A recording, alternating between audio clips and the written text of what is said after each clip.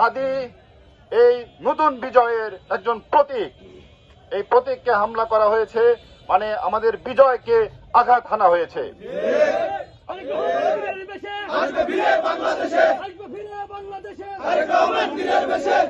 প্রশাসনের কাছে আমরা জবাব চাই, এই হামলা কে করলো? আপনারা দেখেছেন এই হামলা করার সাথে সাথে জামাত শিবির এরা উচ্ছ্বসিত হয়ে উঠেছে। তারা এই ঢাকা ৮ আসনে সংসদ নির্বাচন করার জন্য সাদেক কায়েমকে তারা মনোনীত করতে চায়। কোথায় সংযোগ?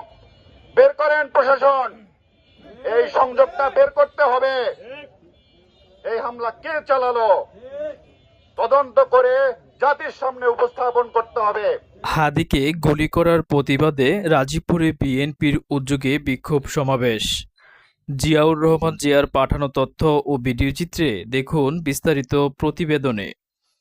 ইনকিলাব মঞ্চের মুখপাত্র ও ঢাকা ৮ আসনের স্বতন্ত্র প্রার্থী শরীফ ওসমান হাদির ওপর গুলির ঘটনার প্রতিবাদে কুড়িগ্রাম জেলার রাজীবপুর উপজেলা বিএনপি ও অঙ্গ সংগঠনের উদ্যোগে বিক্ষোভ মিছিল ও প্রতিবাদ সমাবেশ অনুষ্ঠিত হয়েছে।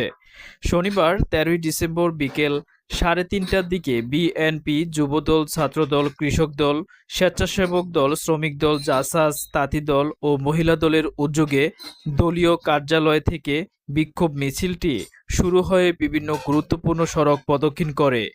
পরে মিছিলটি দলীয় কার্যালয় এসে প্রতিবাদ সমাবেশে মিলিত হয়।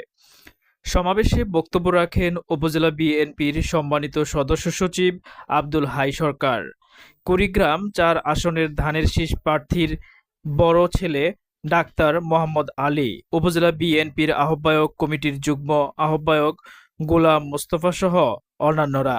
বিক্ষোভ সমাবেশে আরও উপস্থিত ছিলেন রাজীবপুর উপজেলা বিএনপির যুগ্ম আহ্বায়ক ও সদর ইউনিয়ন পরিষদ চেয়ারম্যান মিরন মোহাম্মদ ইলিয়াস, উপজেলা বিএনপির যুগ্ম আহ্বায়ক ওমর আলী ব্যাপারী, যুগ্ম আহ্বায়ক সাব্বির হোসেন মণ্ডল, সদস্য আলমাস হোসেন, রাজীবপুর উপজেলা যুবদলের আহ্বায়ক রুস্তম মাহমুদ লিখন, সদস্য সচিব মিজানুর রহমান লিমন, যুগ্ম আহ্বায়ক রাশিদুল ইসলাম রোবেল, যুগ্ম আহ্বায়ক আমিনুল ইসলাম আমিন, উপজেলা ছাত্রদলের সভাপতি মোখলেসুর রহমান, সদস্য সচিব নাজমুল মাহমুদ, কলেজ শাখা ছাত্রদলের সাবেক সভাপতি পলাশ মাহমুদ, কলেজ শাখা ছাত্রদলের সভাপতি সুহেল রানা, সদস্য সচিব আকিব মাহমুদ সহ নেতৃবৃন্দ।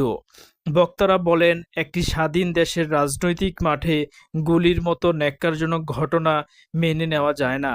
তারা এ ঘটনার তীব্র নিন্দা ও প্রতিবাদ জানিয়ে হামলাকারীদের ২৪ ঘন্টার মধ্যে গ্রেফতারের দাবি জানান। আয়োজকরা আরও বলেন, রাজনৈতিক ভিন্নমত দমন নয়, গণতান্ত্রিক পরিবেশ নিশ্চিত করাই রাষ্ট্রের দায়িত্ব। দ্রুত হামলাকারীদের শনাক্ত করে বিচারের আওতায় আনার আহ্বান জানানো হয়।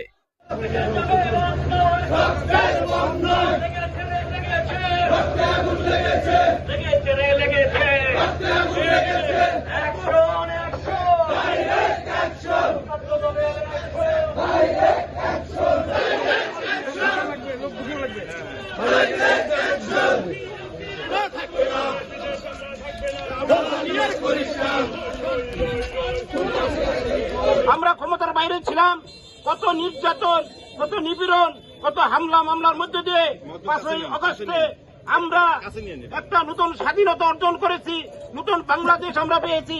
সেই বাংলাদেশের উদ্দেশ্য লক্ষ্য ছিল আগামী সংসদ নির্বাচন, ত্রয়োদশ জাতীয় সংসদ নির্বাচন সুষ্ঠু হবে, নিরপেক্ষ হবে, সুন্দর হবে, এটা আমাদের প্রত্যাশা। কিন্তু কিছু কুচক্রী মহল এই বাংলাদেশকে একটা অস্থিতি রাষ্ট্র পরিণত করার জন্য তারা যে অপচেষ্টা করছে তার বিরুদ্ধে আমাদের রুখে দাঁড়াতে হবে। হাদি একজন মেধাবী ছাত্র এবং জনপ্রিয় নেতা। সে স্বতন্ত্রভাবে নির্বাচন করার ঘোষণা দিয়েছে।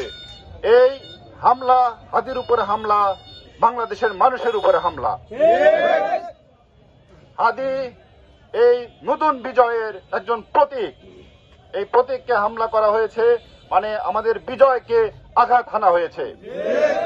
আপনারা জানেন বাংলাদেশের নেতা তারেক রহমান ২৫ তারিখে বাংলাদেশে পদার্পণ করছেন।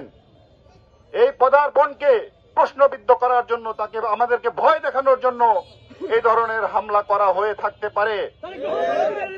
আসবে ফিরে বাংলাদেশে